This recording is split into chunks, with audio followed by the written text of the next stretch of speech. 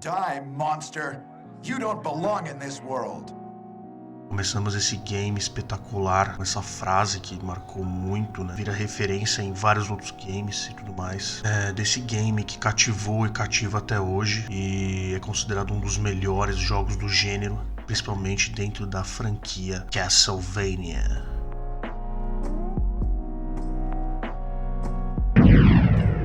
Castlevania é um jogo que eu conheci, na verdade, era do Super Nintendo, né? Conheci primeiro com o Drácula X, né? E fui adquirindo interesse pelo game depois, na verdade. Não, na época do Super Nintendo não cheguei a jogar tanto. E eu lembro que uma vez eu fui na casa do meu primo, mesmo que eu conheci o Mario RPG. Cheguei lá, ele tava jogando um jogo estranho, mas familiar ao mesmo tempo. Era um jogo que ele parecia algo que eu já tinha visto, mas ao mesmo tempo de uma forma diferente ou de um jeito diferente. Mas brevemente eu tive que ir embora porque eu só tava de passagem. Depois de um tempão eu fui entender que aquele jogo era o Castlevania, né? Mas não era o mesmo Castlevania que eu tinha jogado lá no passado. Era uma mistura entre Metroid e Castlevania. E aí eu fui me interessando pelo game até o dia que eu adquiri o meu PlayStation e comprei essa maravilha. Comecei a jogar, gostando pra caramba. E eu lembro que eu não sabia das coisas que tinha que fazer. Eu lembro que eu não sabia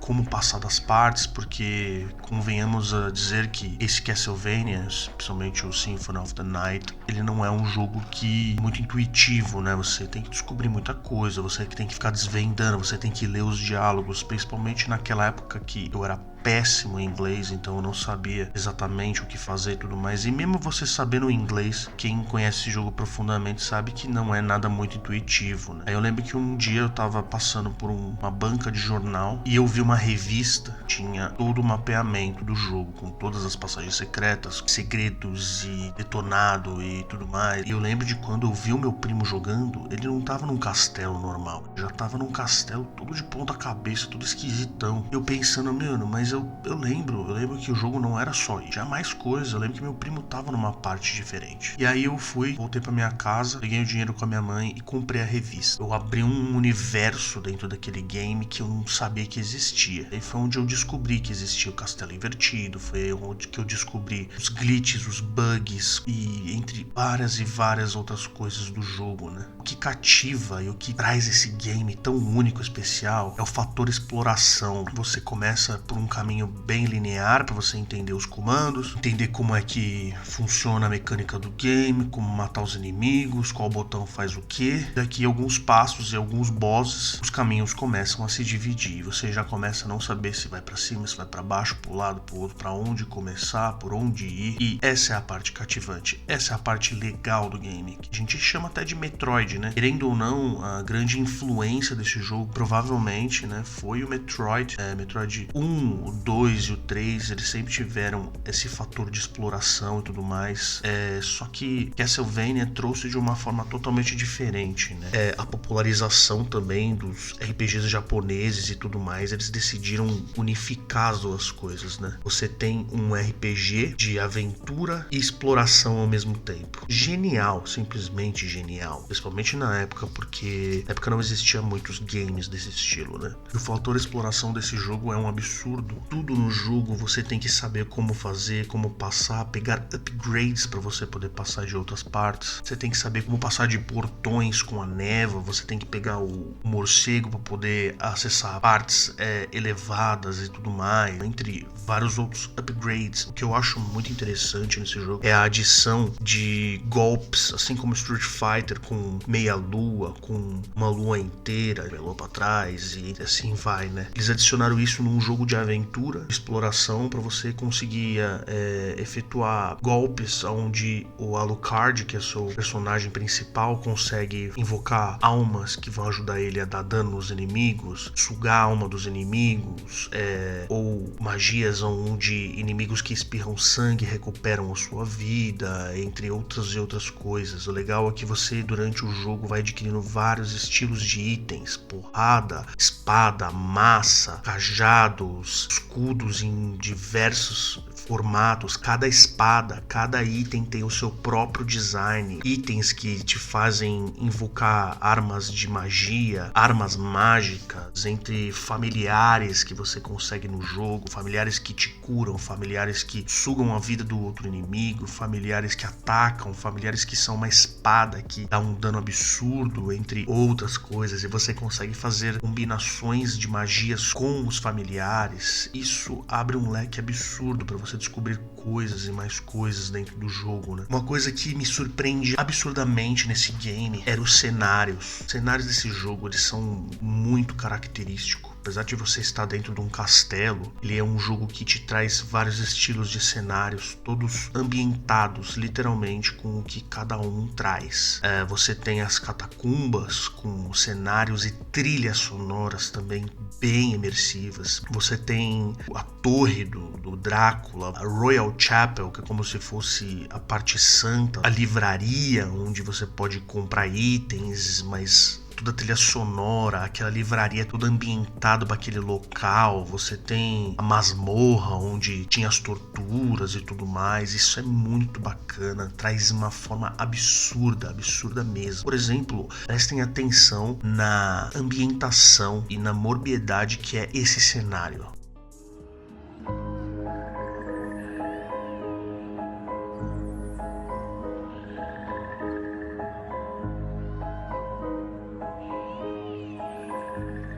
Voltando um pouco na vasta exploração do game, o que eu acho bacana nesse jogo são os múltiplos bosses que você mata no jogo. Tanto os principais que você já tem que matar, quanto os secundários, né? Nem tudo nesse jogo é obrigatório pra você fazer, mas é bom que se você faz, você fica mais forte, você mata os monstros que vêm pela frente mais rápido, ou tem mais habilidades, ou tem mais mana, tem mais HP e etc. Os bosses, a variação de boss, dificilmente um boss repete, né? Acho que um dos únicos bosses que repete é o Dopplergang, que no caso é a cópia do próprio Alucard, né? Ela repete 2 vezes, tanto no castelo normal quanto no castelo invertido, né? E entre vários outros estilos temos Cerberus, temos a morte mesmo, temos Frankenstein, temos gárgulas, tem bosses também que no castelo normal ele é considerado um boss e no castelo invertido ele vira um inimigo normal, cavaleiros que se transformam em demônios estranhos, temos uma bola de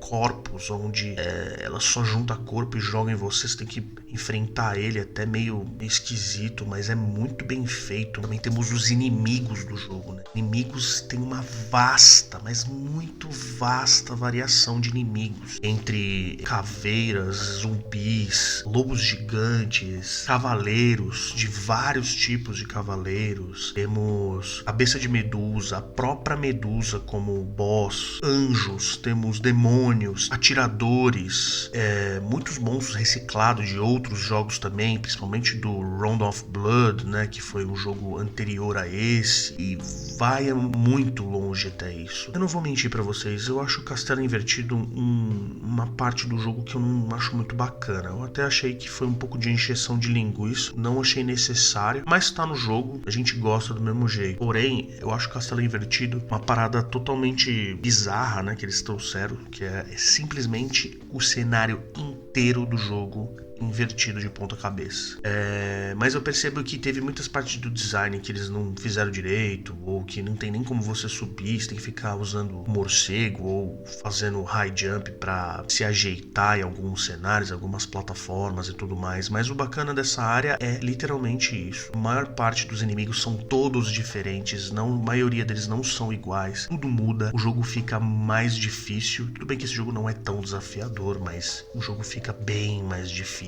Todos os boss mudam, né? E tanto é que é aqui, nesse cenário, que a gente enfrenta o Galamoth, né? Galamosh, não sei exatamente como é que fala. Mas esse é um dos bosses mais difíceis, né? De Symphony of the Night. Logicamente que se você não conhece muito bem do game, né? Se você só ataca com a espada e acabou. Mas o Castelo Invertido é bacana por causa disso, porque ele traz várias novidades. Ele não é só o Castelo Invertido com os mesmos boss, mas de outra cor. E essa é a parte que eu acho bem bacana. A única coisa coisa que eu não curto mesmo do Castelo Invertido é o design. Uma coisa que eu gosto bastante desse jogo é que quando você finaliza ele, apesar de quando você finaliza a primeira vez, sempre tem coisa pra fazer, sempre tem local pra explorar, sempre tem vasta a exploração ainda entre itens pra pegar, entre familiares pra você buscar, entre passagens secretas, entre várias e várias outras coisas, você tem os outros personagens. Na versão do PS1, na verdade, só tem dois, né? Tem o Alucard, e se você escrever no início do game lá, Richter, você consegue jogar com o Richter, que é o personagem que você joga no início do game. Aí, de vez de você jogar só no início do game, você joga o castelo todo, né? Mas com ele é só uma adição, na verdade. Não é nada de novo. Ele é mais fraco até em questão a tomar dano, mas ele é mais forte em questão a força dele. Tem outras habilidades, ele tem outros poderes e são os mesmos bosses. Você pode ir direto até enfrentar o último boss, nem precisa ficar esperando, porque não precisa fazer história, porque não tem história com ele, porque o castelo inteiro é feito pro Alucard também, o próprio jogo é feito pro Alucard, mas é bacana essa versão, né? Na versão do Sega Saturn também dá pra você jogar com a Maria. Existe dois tipos de Maria também, existe a Maria do Sega Saturno, existe a Maria do PSP, mas eu indico a do Sega Saturn porque a do PSP ela é meio nerfada e não gostei tanto. De todas as versões de Castlevania, eu gosto muito mais a do PlayStation 1, né? Pra mim tem a melhor dublagem, pra mim tem a melhor versão mesmo em si. Os loads são meio chatinhos, mas eu acho a versão mais autêntica, mesmo que tenha um personagem faltando. Quando eu era moleque, uma coisa que me deixava cada vez mais cativante de jogar e rejogar, e o fator repetição desse jogo, jogar esse jogo várias e várias vezes, de várias formas, é porque todas as vezes que você joga ele nunca é da mesma forma. Ele não é como Mega Man, ele não é como Mario, ele não é como outros jogos que você vai jogar ele e vai ter os mesmos inimigos, as mesmas coisas ali. Não. Como ele é um jogo voltado mais para RPG, depende tudo que você fizer, pode ser diferente, as rotas que você pega, os inimigos que você mata, as armas que podem dropar de cada inimigo, de cada morcego, de cada caveira, de cada bicho do mar e etc. Isso é bacana. As rotas que você toma também pode mudar um pouco do jogo ou da forma que você vai fazer cada parte. Pode ser que da forma que você enfrenta algum dos bosses antes, você enfrenta com mais um upgrade ou menos um upgrade. Você pode se desafiar a passar o jogo inteiro sem nenhuma arma também, ou com todos os upgrades. Ele adiciona vários segredos no jogo. E uma coisa que me cativava muito nesse jogo de verdade eram as passagens secretas, né? Gostava muito de explorar, saber onde era, onde ficava cada coisa. Tudo bem que depois que eu comprei a revista, né, eu descobri a maior parte dos segredos, né? Você bater no teto, você bater na parede, quebra a parede, tem uma passagem secreta ou tem um item diferente.